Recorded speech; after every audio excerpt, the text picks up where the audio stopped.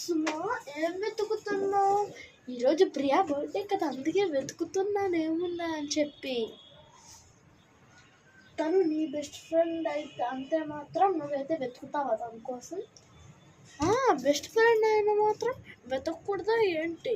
తను నా best friend. నీకు సిగ్గుగా అంటే సైలెంట్గా ఉండు.